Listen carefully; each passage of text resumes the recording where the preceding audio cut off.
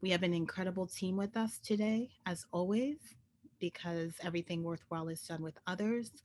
I'm going to recognize our interpreters and closed captioners at the end of the session. But for your support needs, I want to make sure that you know that Ebony is here for tech support. So if you have any issues that come up or questions, feel free to message or connect with Ebony for tech support. Um, we are also lucky to welcome back Laura Chow Reeve, who is a part of Radical Roadmaps. And Laura is our graphic note taker today, and you can find out more information about Laura's work at her website. I will drop, if it's not already in the chat, um, I'm going to drop Laura's website. Great. Thank you, Eva. So you can, yeah, you can hook up with Laura or hire Laura for other work. And also, we are lucky to have Tynetta, who will be supporting the chat and you throughout the session. So feel free to connect with Tynetta today as well. You can chat at any point if you have questions or comments. We invite you to drop them in the chat. Again, sincere thanks and so much appreciation to the whole team for being here and supporting this session. So let's get centered in our values for this event. We always do this before our events. I'm going to share some words that I appreciate and are adapted from Free Minds, Free People. We believe that at the center of liberation is radical love for each other and for ourselves. That love pushes us to try to create a better world. Because of that, we are working to minimize the amount of harm that occurs in our spaces. White supremacy, misogyny, ableism, classism, homophobia, and transphobia exist everywhere, even in radical spaces. They are some of the threads out of which normative society is woven, and it is hard to untangle them. So if you're called out today, particularly in the chat, in some way for perpetuating any of these, please understand that it is not because you are unimportant or that we wish to exclude you. Instead, we're trying to demonstrate compassion and care and do the least amount of harm towards people in our communities, particularly those with marginalized identities. We recognize that we are all entrenched in these systems of oppression and that we all have work to do. We invite everyone to be accountable for their own participation within these systems of oppression. We ask everyone to challenge themselves and to fight against it in these spaces. If you enact displays of power and oppression, we will talk to you. We will invite you to educate yourself and to relearn how to interact with others in the space without enacting harm. If you cannot or are unwilling to address it, we will ask you to leave. We need both love and rage in every part of our lives to carry on dismantling oppression.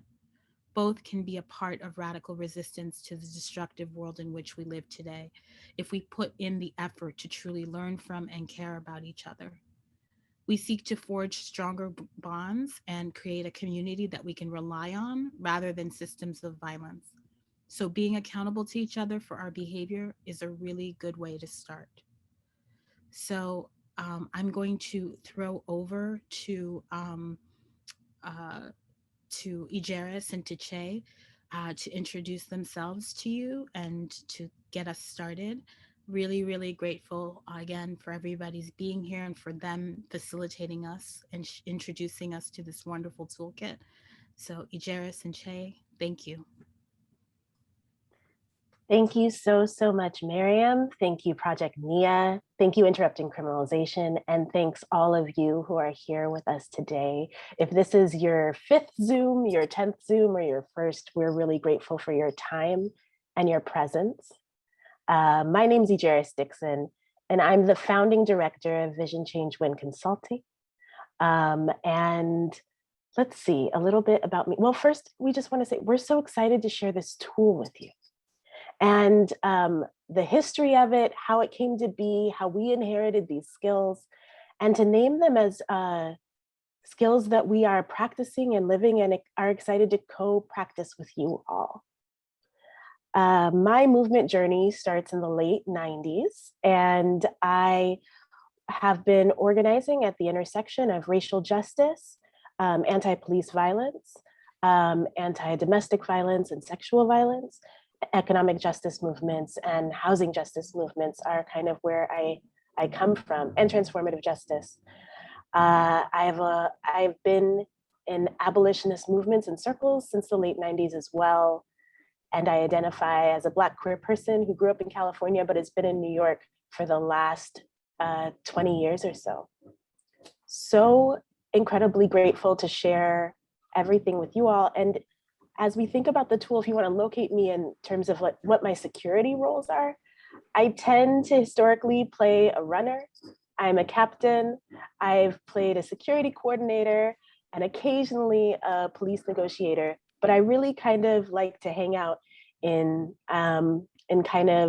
mid-team roles and think a lot about how do our organizations keep ourselves safe, how do our communities keep ourselves safe, and how do we use tools to build our abolitionist dreams and visions. I'm going to kick it over to Che, my co-presenter and comrade and friend. Thank you, thank you.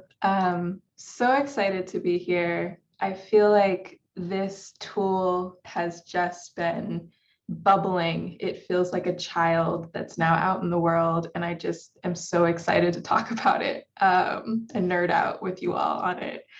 My name's Che Johnson Long. I use she, her pronouns. I am from LA and Hawaii. I currently live in Atlanta. I have previously lived in New York. My movement journey started in 2007, 2008. I got really excited about community-based responses to violence and found my way to the Audre Lorde Project. I was trained in direct action, safety and security in about 2009, and I've been practicing and training ever since. You know, I appreciate you, Jairus, you saying the roles that you play. I feel like they can be a bit of like horoscopes, you know, like, oh, that says a lot about who you are. I see. And I feel like for me, the roles that I've played the most and get most excited about inside of safety and security teams are police negotiation, and really thinking about writing security protocols that also include practices for sustainability so that teams can really have a long vision and a long life. I'm really excited about curriculum development and political education, as is my role at Vision Change Win. And I'm a nerd, so I'm excited to just get real nerdy with y'all on some of these tools and dive in deep. So I'm going to kick it back to Jairus to talk a little bit about what is Vision Change Win. So Vision Change Win is an organization that I started in 2014. I actually never intended to start an organization. And I was very happy in all kinds of different roles in movement organizations, but I had a pretty intense health crisis. And I was homebound. I was unable to walk or stand without extreme pain. And I wanted to contribute to our movements through and recognizing the state that my disabilities, the state that my health was in. And so with this idea of gathering other friends and colleagues and comrades around what does it mean from a Black, queer, and trans lens to support organizations and organizers who are exactly where we've been, and or in other words, like what do burnt out organizers have to offer other organizers on the front lines. So we work in a whole host of areas. We help organizations with structure, with transforming conflict, with thinking about abolitionist safety and security structures, with thinking about navigating anti-oppression work, strengthening organizing campaigns. And what we also really do is we do all of those things, meaning if a conflict is affecting your structure and your ability to organize, then we like to kind of be a holder of transformative organizations and people who are transforming communities. And now we're going to show you a little bit of like our own history, where we come from, or like how these tools got to us? So we're very big on just naming our lineage, naming our legacy, the folks who came before us, and that very much set the groundwork for us. And so these are some of the folks who really set the ground for the safety and security lineage. You'll see some people that you recognize on here: Black Panthers, Young Lords, Street Trans Action Revolutionaries, Richie Perez. And, you know, we really root our practice inside of these organizations and inside of a New York City security and safety legacy that Ijerus will get into a little bit more. But first, we're going to show you a quick video. This video comes from one of our movement elders, our trainers, just a longtime movement person, Watani Tayimba, who has just, I think, been a force to reckon with in movement and has been such a gift to my learning, to so many people. So excuse me one sec while I do a little switcheroo on the screen share so I can show y'all this video.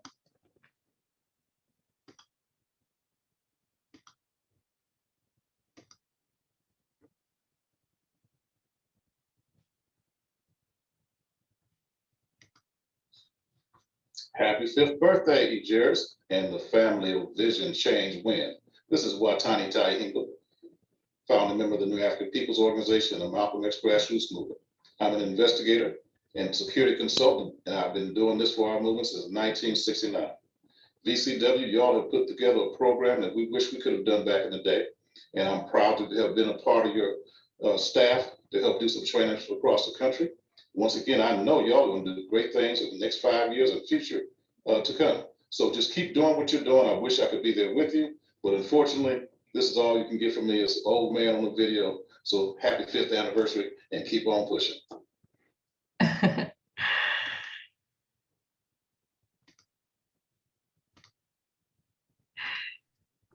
So yeah, that came from our 5-year anniversary, and you know, just a way for us to share a little bit with you of the flavor and texture of who we're coming from and what's grounding our work. So Ijerus talked about Vision Change Win, and I'm gonna zoom in a bit and talk about our community safety program.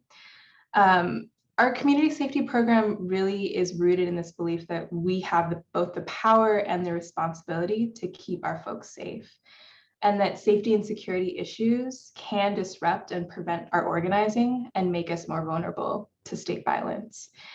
And so the community safety program supports groups in really creating safety planning, building and creating safety teams, practicing security culture, and really infusing that in how we organize together. We have a few different offerings that help groups and organizations to support safety. One of the offerings that we have is really supporting organizations when they're facing crisis and when they're facing threats. So we do tailored trainings that are geared towards specific incidents within groups. We have a long-term community safety security school that we just launched this year. That's about 2/3 of the way done. We launched a training series that really offers kind of ongoing and also introductory support with 101, 201, and 301 trainings. That'll launch in April. And you should check out our website if you're curious about signing up for those. We also are launching office hours. So just a place for people to ask questions about, you know, what do I do? Do you have a resource? I'm thinking about this thing around safety. And then the last thing is that we develop resources, resources like the toolkit that we're getting into today, and other sort of handouts that we offer to really complement the training and other support work that we do with folks. So I'm going to pass it to Ijerus to just talk a little bit about why we made the toolkit and specifically get into some of the legacy and the lineage that is the ground for our safety and security work. Thanks, Che. And I don't know, I always love to see Watani. And so we have, we're really rooted in a security lineage that comes from New York City, left movement organizations, and particularly the Coalition Against Police Brutality that was started in the mid-90s. And we have a practice of always naming the groups and people we came from. So that's the Malcolm X Grassroots Movement, the Audre Lorde Project, Justice Committee, CAV Organizing Asian Communities, Sista to Sista, Youth Force, and the campaigns that they ran, including 2 different People's Justice campaigns. Leaders who helped form those groups and the practices that we share some of in the toolkit, we can trace directly back to folks who were involved in both the Young Lords and the Black Panthers. And we feel incredibly grateful to hold that lineage. The way the toolkit started was that we were going along doing our regular, like, how do we support organizations? And noticing that many people didn't actually have a practice on how do you build a safety team? How do you address a fight at your event?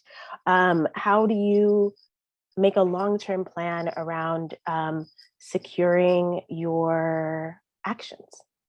And how do we do this within and connected to abolitionist politics? So one of the things that, it was a noticing, I'd noticed the need and thought, well, maybe we have something to offer, but also didn't want to be, we're trying to be careful, right? We're like, there's a lot of ways that the coasts can be regionally oppressive to people in other places. New Yorkers, like sometimes there could be New York arrogance. We got it, y'all don't. So it was very much like this sense of like, is this helpful? Is this helpful? Is this useful? And the other piece is that when we first started to think about trainings, all of us had been doing this work for free. And we knew that we were part of a legacy, but we couldn't even trace it all. And so we went and asked movement elders, the people who trained us, what is the most ethical way to share this information? This information that we're grateful to inherit, but that we know that we embody, but we don't own, right? It's collectively owned. And we wanted to be in right relationship. So I talked to many people and they said, we need to document our work. We need to place it in one place. We're asking you to share it, and we're asking you to use whatever resources you get to help support others in learning and sharing and growing. And so we are very much a kind of generational, legacy-based and permission-based culture, because we also know that community defense, the securing of Black, Indigenous, and people of color movements has been criminalized for quite a long time. We know that there are people connected to these practices who were surveilled by the state and killed by the state. We know that there are people who are in prison today who are part of the legacy that we're within, and we are responsible to them, right? As we are responsible to you. So it's why every time you're with us, you will hear us say where we came from and who we learned things from. And we're encouraging you to do the same, because it is actually a practice of state violence to erase our own histories and to erase our own legacies and to teach us that we don't have a history of safety practices. So we started to, when people had money to pay for trainings, we charge.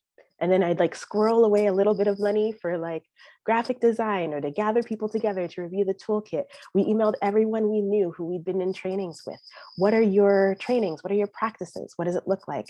And on, I still remember it was like a snowy Saturday morning, I wrote the first drafts of what later became the toolkit. So it was like some tips around de-escalation, some tips around security and securing actions and demonstrations. Che sent some tips over, Elliot Fakui sent some tips over, and starting to write also what we knew of creating safety for our organizations.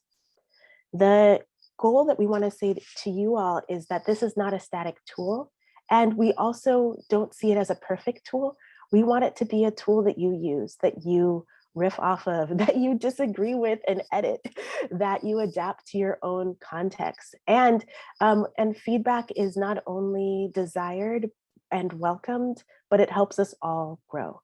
We wanted to put something out there because we also knew that we wouldn't be able to connect with everyone individually, even though we wanted to. And that it is our excitement and hope that in people's, collectives and pods and small crews, that they are using this and saying, well, this works for me and this doesn't. I'm trying to think. It took us about 2 years to write the toolkit. And we made an intentional choice to house it within Vision Change Win. We're not a nonprofit, we're an LLC, which is a business form. It also means that we don't have a fiscal sponsor. We don't have to, our information doesn't travel through another organization. So it meant that we were experimenting outside of the nonprofit industrial complex. And we also knew that we housed the information within us. And we knew that we would also house people's confidential security information within us. We got warnings early on to be careful with building and deepening practices of safety and security because of the history of criminalizing the self-defense of Black, Indigenous, and people of color movements. And we also, this toolkit isn't every tool that we have, and that's intentional. Each tool we picked intentionally to think about, what does it also mean? Every time we send something out publicly, we're sending it also out to our potential opponents, to people who threaten our organizations, right? And so each time we thought about these tools, we thought, does this create more safety than potential danger, right? And if the answer is yes, then it's in the toolkit. And the answer is, I'm not sure or no, talk to us and we'll help you out. That's why we have things like office hours. That's why we have trainings. That's why we have other ways to deliver and share information.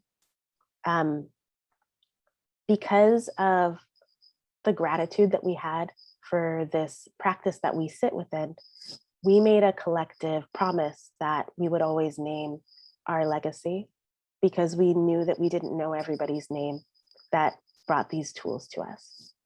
And we also want to name that even though people in movements all over the world may not know their elders or who passed tools down to them, that we all sit within movement legacies that have histories of genius that are waiting to be documented. And we're excited to be in that conversation with you.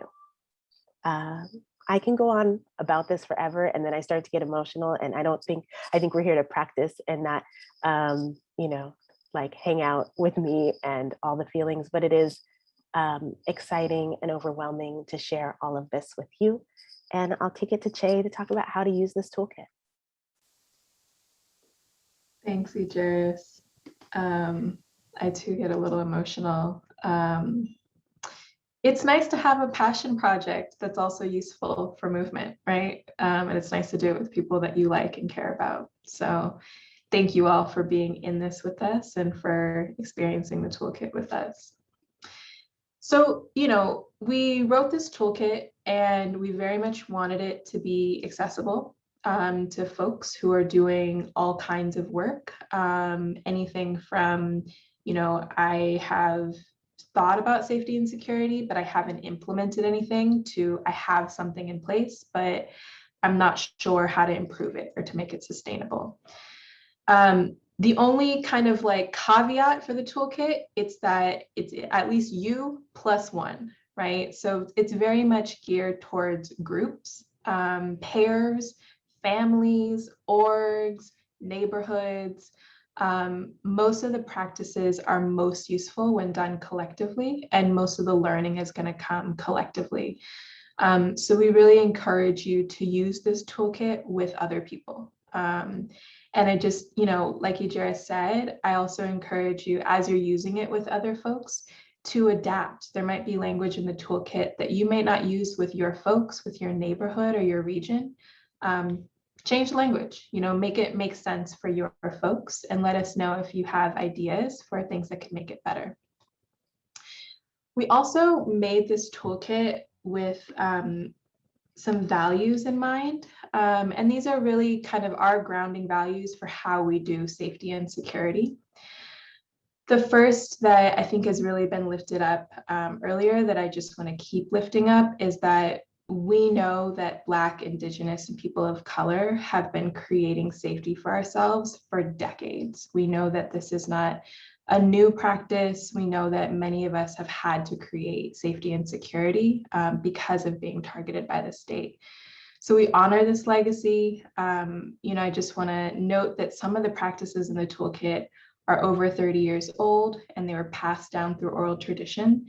And so, it's really important to us that we root and reground in that legacy that in some places is finally just kind of getting to paper. We really value practice over performance. We believe that this work, the safety and security work, is not about embodying or replicating the state.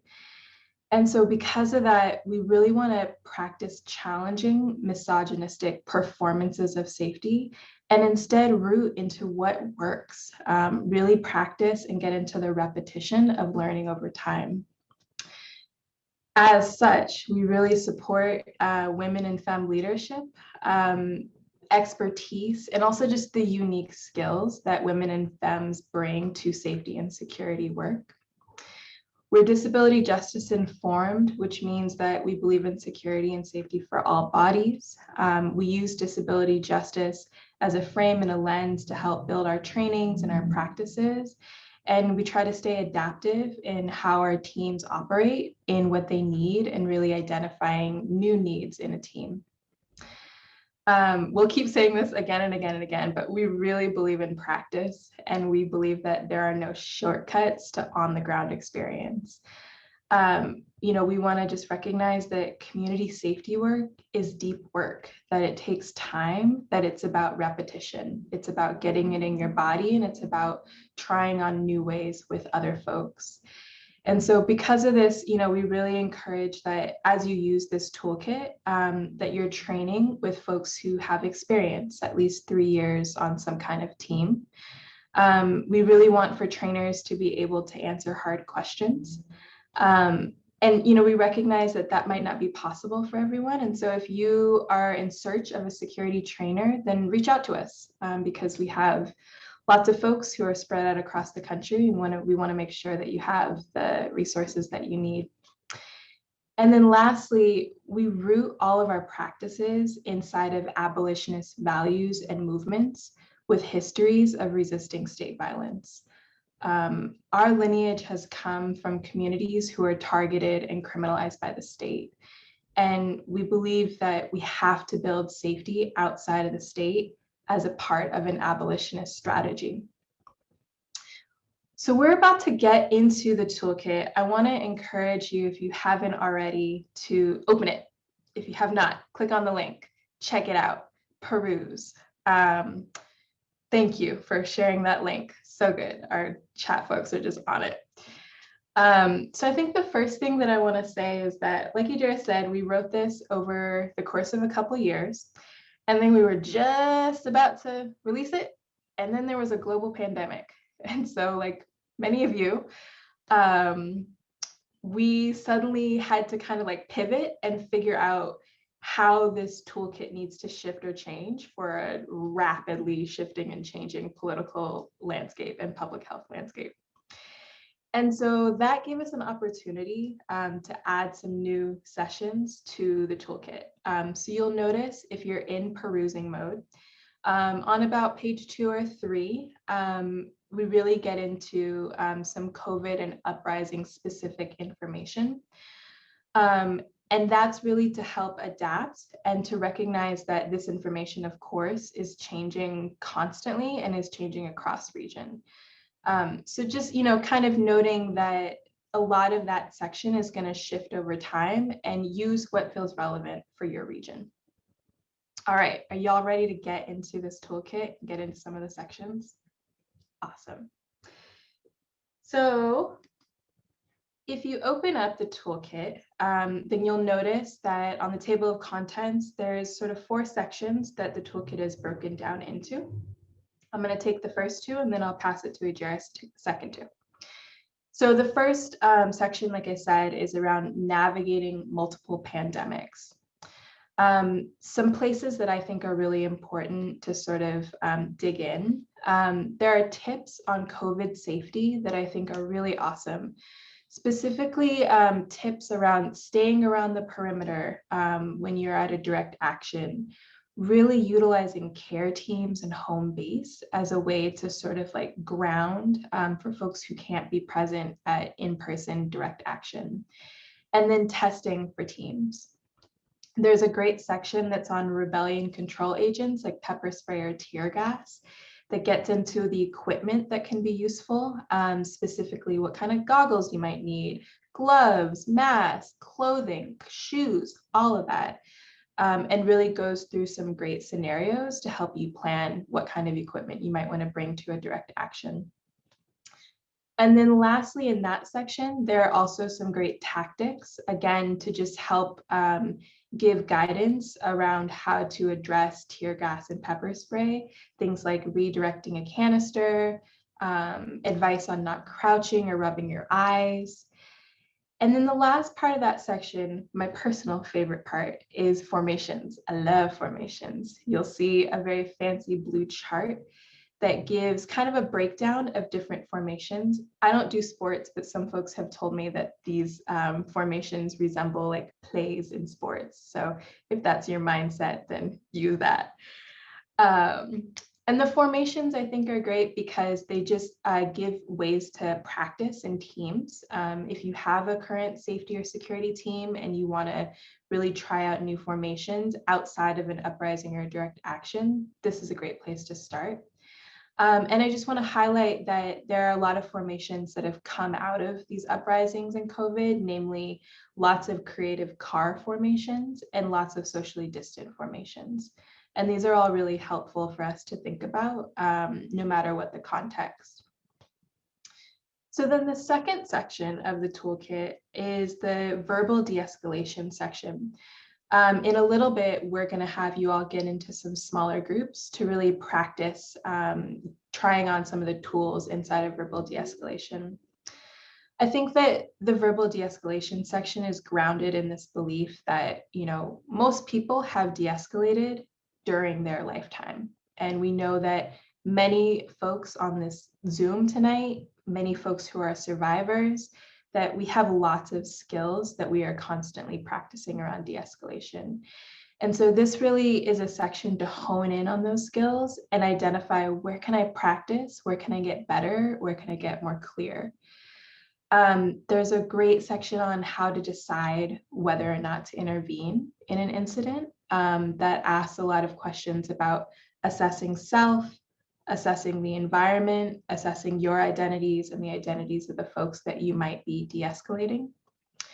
There's some great tactics around de-escalation that I think are very fun to try on. Again, these are all great practices that you can dig into with your group or team. And then lastly, there's a section on page 18 about body language that we will delve into in a little bit, that really practices embodiment. How do we get taller? How do we get smaller in service of an agile de-escalation skill? So that's just a little taste test of the first two sections. I'm going to pass it to Ijeris to go over the next two sections around security teams and organizational safety planning. Thanks, Che. So security teams for actions, demonstrations, and events. We really start with talking about how do you research what research do you need to construct your safety or security plan for an event, for an action, for a demonstration. The goal is also to just root this practice. Sometimes we plan the action and then we plan the safety part later. Like to actually create a safer action, there's a series of things you should be asking yourself and thinking about beforehand or at the same time. So that's what that section talks about. And it talks about like, what laws do you need to know, right? What do you need to know about the area, right? How far away is it? Transportation, nearest hospitals, precincts. If you're in an enclosed space, entrances, exits, security. Thinking about things like how much traffic goes up and down the street, just things that you will be happy you know ahead of time if something happens later. We also then get into roles for safety and security teams. One thing we've learned in training is that sometimes the section can be overwhelming, so I'm going to just tackle that at the beginning. If you don't have enough people to fill every role, that's fine. One of the challenges of inheriting a practice of many, many years is that we have a lot to share with you. And you can also break some of this down, right? You may not have enough people to have marshals and captains and this. So there are some basic roles like a marshal, a police negotiator, right? Some basic formations, but the idea is to really think about roles. I had a friend who looked at the toolkit and was like, oh, I've been doing these safety teams for conferences, and I never thought that if the police came, we should have one designated person to navigate them. And I was like, oh, you absolutely should have one designated person, because the second you start giving mixed messages, you lose your ability to control. Now, police are going to do what they're going to do. I'm just saying, like, these are things that we've learned over time that help us navigate. So then we start to get into vetting, or just how do you select your team? So let's say you have an open group, awesome. There is a piece around, as we are building with each other, that there are certain roles that we might want to have people grow into, right? You want to know people pretty well if you're entrusting them with, let's say, people's confidential medical information, or if they're going to be doing jail support in a particular way. So there's all this information around how do we think about who makes a good fit. Also, because society gets in our brains and tells us like taller people are better at security, and muscular people are better at security, and masculine people are better at security, that stuff starts to play out in who people think is a good person for security or not. So we start to put this information in to think about, actually, accountable people are good for safety and security. Honest people, responsible people, people who do what they say they're going to do, right? And so another way to break down this practice versus performance is also to kind of name what are the values that we're thinking about as we are building our teams. And so then I will admit that I have a favorite section, but it's also the one I tend to train on a lot, which is how do we create safety plans for our groups? And with that, we really start with guidelines and values, because that's where a lot of groups get into trouble. What are the guidelines and values that are most important to you, and how should that show up within your safety and security teams? Meaning, if you believe in BIPOC leadership, but you believe that white people should lead your teams, you're inherently in contradiction and conflict right there, right? And that's going to create a later issue for you. If you are building out your abolitionist campaign, then we're going to want you to also have a strong safety plan for medical emergencies that do not involve you calling 911. So we start with rooting you in your politics and your values. Second, what skills do people have? Sometimes we're in groups with people, we don't know that this person's been a medic for 10 years. We don't know that this other person has this incredible skill set around self-defense. So really, as we are bringing people into our groups, we start to learn what skills do you have to offer, because the safety team and having a bunch of folks with different skills on our safety team is really important to us. And then we also get into, in the last year particularly, but it's not new in our movement histories, so many folks got visited by local police, by FBI, by ICE. Like, our groups were under so much attack. And so we also have information on know your rights, right? Around what you say and what you don't say if the FBI visits your home or visits your organization. Because that's both a scare tactic, but also can get you and your group in a lot of trouble. And then the last is we have this kind of organizational safety planning worksheet where you start to walk out, okay, this thing happened. Whose role is it? What do we do next? And the idea isn't that, like, you may need multiple sheets. We do suggest that you don't plan like 15 pages of something that you won't remember, right? But to think about like what is most likely, and you probably already know what's most likely because it's probably what happened already. And so how do you put a plan around that? Yeah. So, oh, go ahead, Shay. Yeah. Yeah, so I was actually just going to say, we want to hear from you all. So I want to invite you all to take a couple minutes to just look through the toolkit, continue your perusing. And as you're looking through, to think about what stands out to you, where might you want to dive in deeper?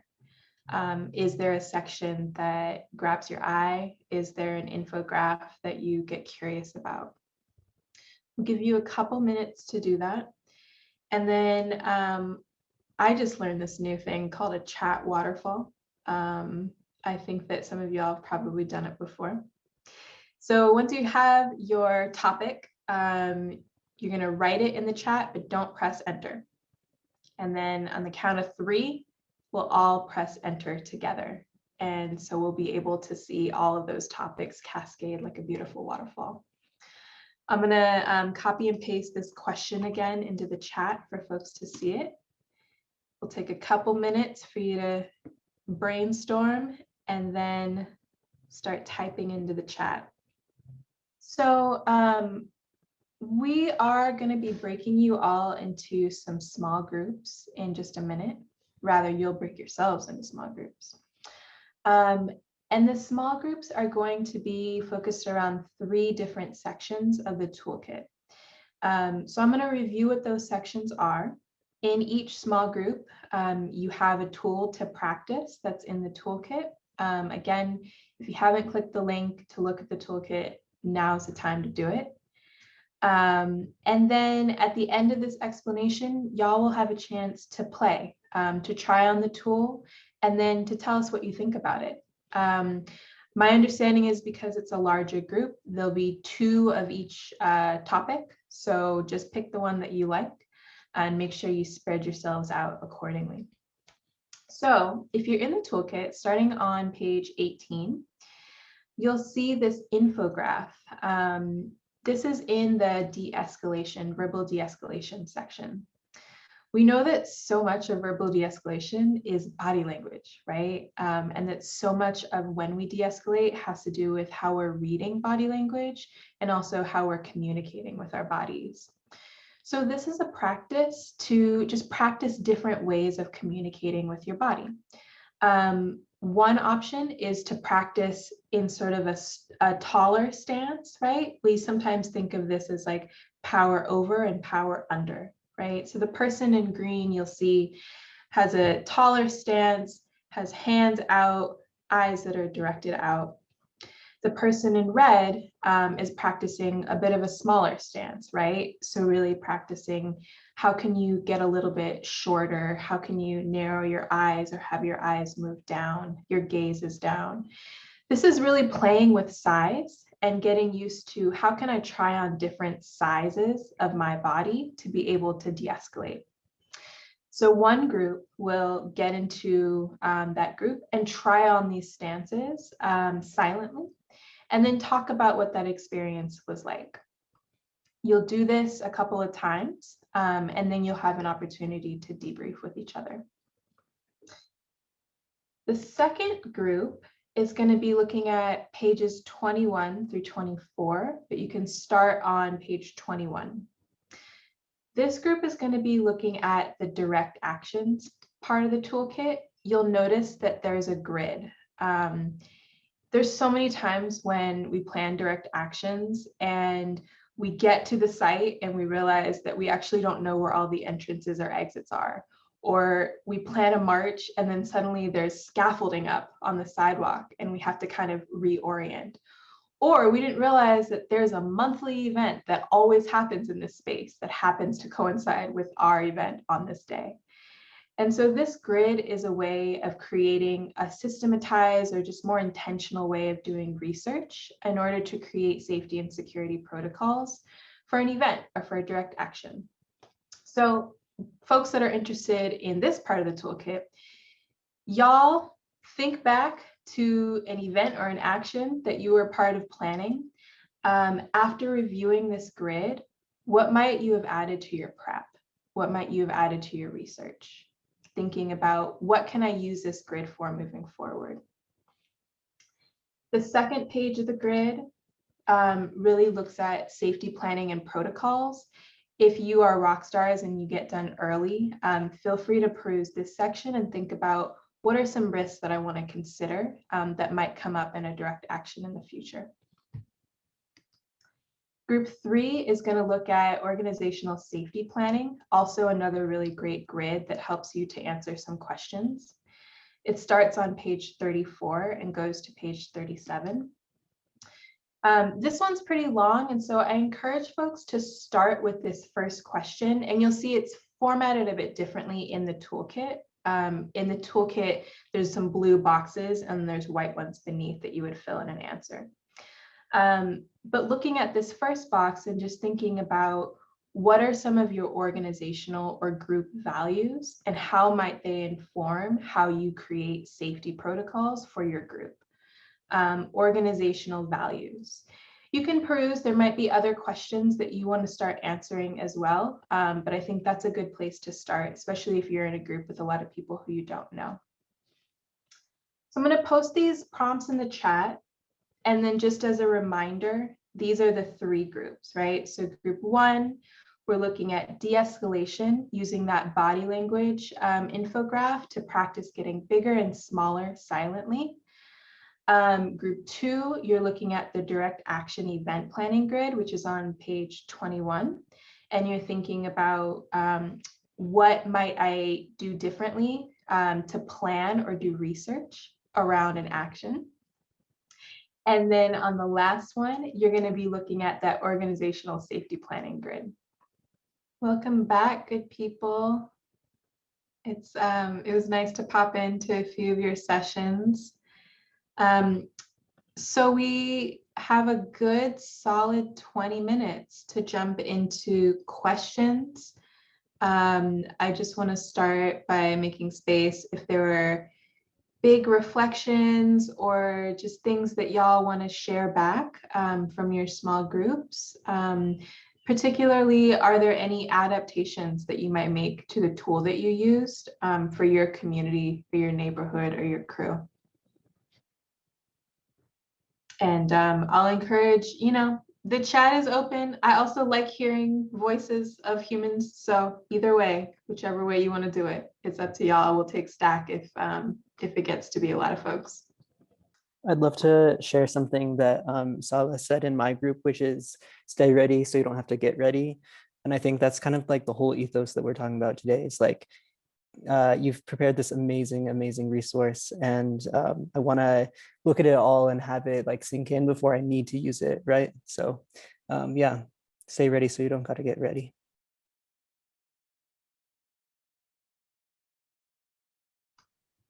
Yeah, that's great. Thanks for that, Benji. Yes, we will also take praise or unanswerable questions, philosophical questions, whatever you got.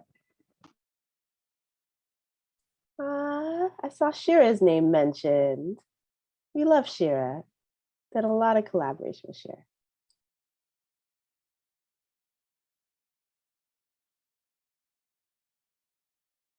Also, if people have a question, but they're worried, like, is this right or correct?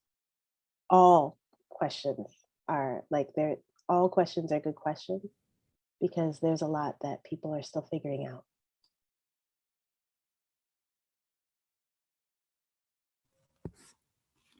I just wanted to share some praise and say thank you all for facilitating this beautiful event.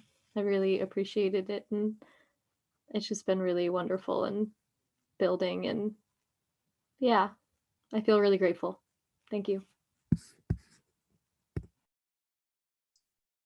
Thanks. It was kind of funny because in our group, someone asked a question about, oh, do they answer this? And like, what happens if this happens if someone gets arrested? And it's like, oh, well, actually you can find that answer on page whatever. And then there was like another question. I was like, oh, well, there's a answer for that on page XYZ or whatever it is. So that was nice. And I just need to spend a little bit more time with the actual resource. So thank you. That's what we want to hear. Yes, that's awesome. I'm curious to know if you all have thought about how you might want to use this toolkit in the near future. Are there places where you feel like practice might come up for you, or actions or events that you know are coming up for your folks? Oh, I think I saw someone unmute.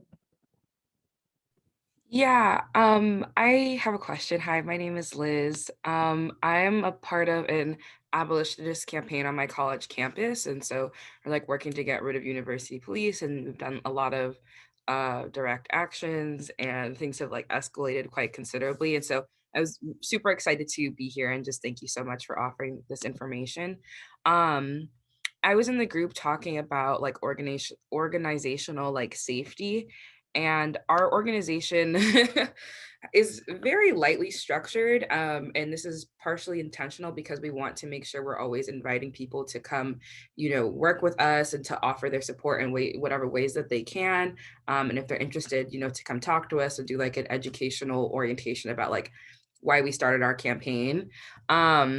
But I guess I'm wondering if you have any tips, especially in like the digital organizing world when it can be really difficult, especially, as college students, to get on an extra Zoom call for an hour or whatever, to ground people in these organizational values, especially because I think we run into this about people who started with this organization really early on when we started, but they're like groups of friends. And so might not necessarily feel like they need to come to the grounding aspect. So just how to make sure we're all on the same page, basically.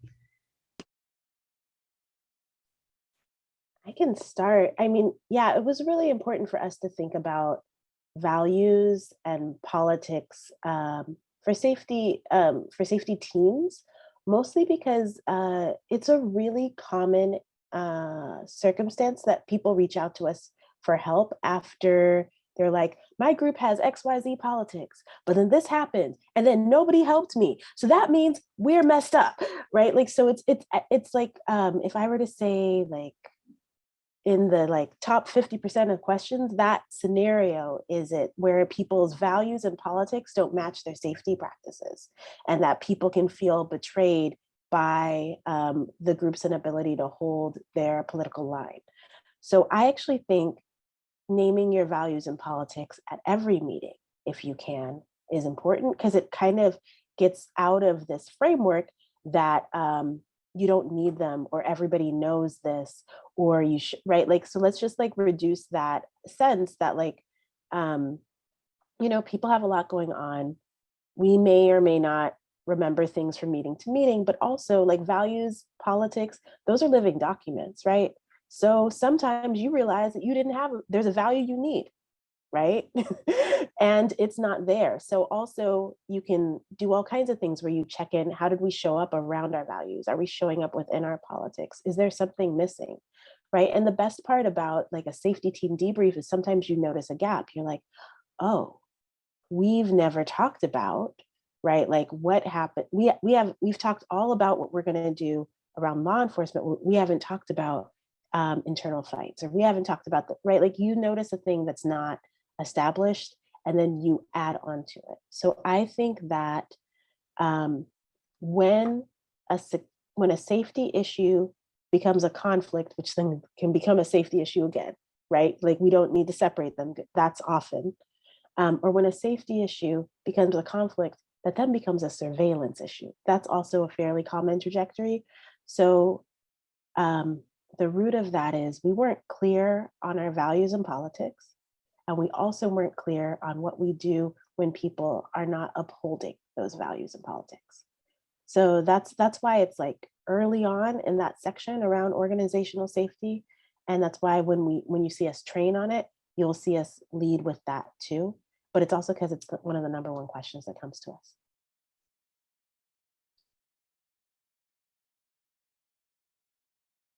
I just wanted to also jump in for a second on that, just to add to your point. I also think there's a thing where like it's never enough. Like what you do is never enough because there's no end to your work and there's no end to the time, like there's no end to your organization and your grouping shifting and changing. There's so like new people are coming in and out, other people are moving out. Like that's actually the normal thing that happens in a dynamic group. Also people come and they realize this isn't for them, or you know, whatever the situation is, like it's always happening. So you're always going to be in some form of like value reiteration. You're always going to be changing how you do your processes, you know.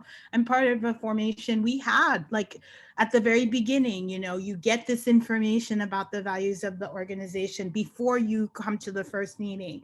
We have a orientation team that takes people through orientation and people are still lost. And so you still have to keep bringing things over and over again. I just think sometimes you do have to give yourself a little bit of a little bit of like grace to know that like you're going to have all the best things laid out and you're still going to have to make changes.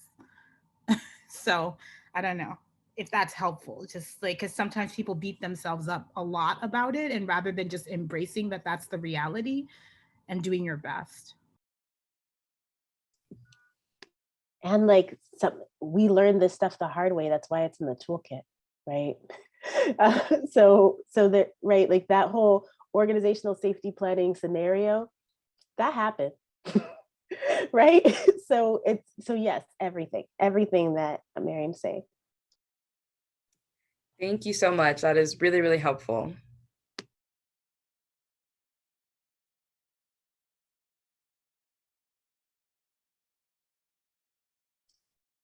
Other folks, we're so excited to talk to you.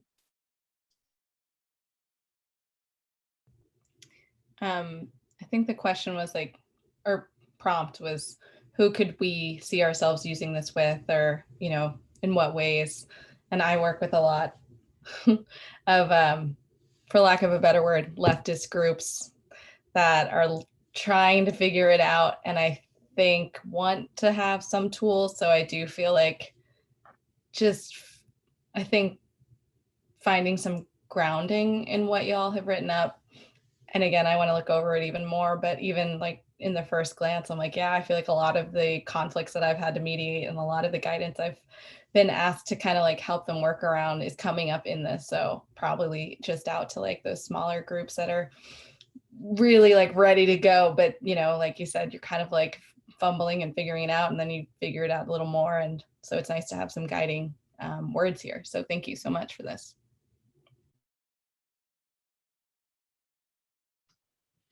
Thank you. It's helpful to hear how folks are thinking about using this. I see there's a couple of folks who just messaged me about the body language, like really getting a sense of, how much height plays into how we do or organize security and conditioning.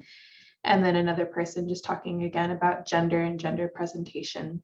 So just want to like lift that up and say, yes, super important to keep digging into those questions, and also do some self-evaluation, right? Like, how can I'm a little bit on the shorter end, so how can I practice getting tall and small, and not get caught just doing one or the other? Other questions, excitements, things you've discovered or realized in the past hour and a half. I guess I kind of have a question. It's not like fully thought out, but I was thinking about the body language and like safe, like the intervening, the like de-escalation stuff, and I was thinking about the way that like a lot of the times we're like trying to build community just because like of the way that like I don't know, like systems are and whatever, like sometimes like we don't always like have are not fully like parts of community. And I'm just thinking about the ways that like when you step into like de-escalate or whatever, like just wondering, like I guess like if it's not somebody who you're in community with, like I guess how you'd signal that, like, or I don't know, like if you're even supposed to be there, but like how you'd signal that, like, that what you're trying to do is for safety, or that like that you're not a threat, or that like I don't know, I'm just trying to think about it, because it's like it's not like the work can wait until you've like fully built relationships with everybody around you, right? Like it's kind of like a simultaneous thing. So I guess like I'm just kind of like thinking about that and wondering like how you know if it's like your place to like step in and de-escalate, and like how you signal to like the parties involved when you don't know them, and just like thoughts around that. Yeah, I can start, and then Ijeris, if you want to add on. I have so many thoughts, and I'm sure you do too. We actually just did a training around stranger-based de-escalation. And I think that the question that you bring up around consent, and both around consent, but also around just like the relationship between outreach, base building, and safety is huge. So, my thoughts are, I agree with you. I think that doing good outreach, doing good engagement, base building, relationship building is huge, especially if you have any kind of work that's localized or neighborhood based. I think some of the most successful de-escalation moments that I've seen have been when a security team combines with like people who just know the block, right? People who just have the relationships, who can say, I know so-and-so and I can talk to so-and-so, or that person doesn't look like they live on this block and I know this block. And so really making sure that those relationships are strong, and those folks don't necessarily have to be on a safety team officially, but it can be helpful in developing protocols. And then your question around what I read as consent, sort of like how do you let someone know that you are there as a part of a safety team, and also get a certain level of consent in stranger-based harm with people that you don't know. I think a lot of it is gut information. And I know that can be challenging to sort of train on and then skill up. But I do think that that's true. Noticing when you have eye contact with someone and when someone's looking away, noticing when someone is positioning themselves like towards you, squared versus away. And then some really kind of like tactical things is I always like to give a couple of options. That's one of the tactics that I think we talk about in the verbal de-escalation section. It's like, hey, what's up? I'm just, checking out to see if you're okay. Do you mind if I sit here? Can I take a walk? Can I take a walk with you? Is it all right if I hang out here for a second? Do you need someone to chill with you for a minute, right? Like giving a bunch of different ways to be with and to check in is a great way when you don't know people. And then, I just want to lift up again that a lot of this is best practice in groups. And so being able to sort of practice some of those questions, especially with strangers, can be really hard. And making sure that you have a good practice buddy is what can get you to that place where you're good at asking those questions under the heat of the moment. Ijeris, do you want to add anything onto that? Yeah, I'm thinking a lot about the practice of safety versus the performance. And in performative safety, it's often unsafe, right? It's often just like using violence to police a space, right? And as opposed to what is in our practice, but we may not have written it somewhere, which is a good note to us, is that we care about our people, right? And we do this work from a place of trust, and we want to create the safest spaces possible and recognize that harm happens and will, and that we want a structure to navigate it.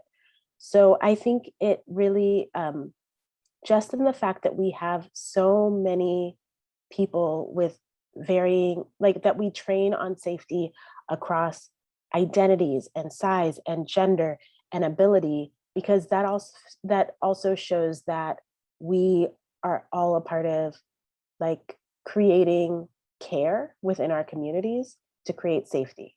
So I think just when a person isn't approached in the sense of you are a problem that needs to be removed, as opposed to there is a need and there is a dual need here. There is something that you're expressing that I want to hear, but there's also a commitment that we've made around how our space is held that I'm also accountable to.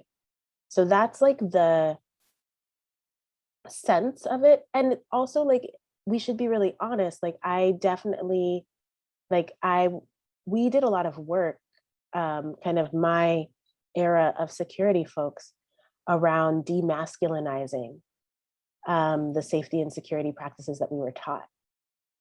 And I feel really grateful to be in a lineage with like queer and trans leadership, femme leadership, women leadership, because there was some stuff that was performative, and it is different. There are different stances you'll take if you are facing off against cops than if you are navigating community and if you're navigating counter protesters. And there's also ways you shift in it. I'm sorry, I'm getting really complex, but I think of a person we don't know as a person we don't know yet, right?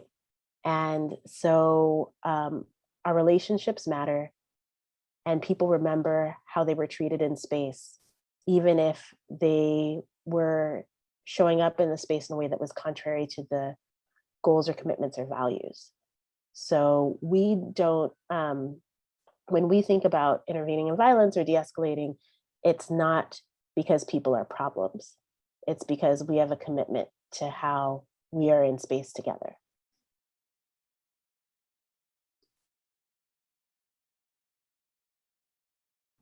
Okay, it looks like we need to wrap up. Unless there are last questions, everybody. Shay and Nijeris, do you have closings? Yeah, I just want to give appreciation again to our interpreters, and just really a lot of gratitude to Project Nia, to all the folks who've come out today, to all the folks who've been working, hustling, getting the chat together, making sure these groups are happening. It's been a really beautiful space and really well-designed space. So thank you so much for being out here. Just a few questions that came up in the chat. Folks who want to get on our mailing list, I put an email in there that you can reach out to. And yeah, just so grateful for y'all. I'm going to pass it to Ijeris to close us out. So I think I said a little bit of this earlier, but when we started the Community Safety Project, I was literally taken aside by a movement elder saying, do you want to do this? Do you know how unsafe it could be to put practices in one place, to centralize, to make yourself a person who is sharing these things? And the truth is, our people are already unsafe because our identities and our politics and our desires and abolition, we're in opposition to the state. I say all this to say that to please not let this toolkit be a thing that like hangs out on a link that you looked at once, that the risks that we take collectively with you all to build safety for our communities are because we desire more people doing this work, and we desire safer spaces in our movements, and we desire seeing safety teams everywhere. So our ask for y'all is to see this as we are passing our political commitments on to you, to share in them with us, and to like share this toolkit with one other person, even if there are parts of it that you're like, I dislike this, because we're just asking you to help build this world that we all want, where we create safety together, and we create safety that has nothing to do with police or prison.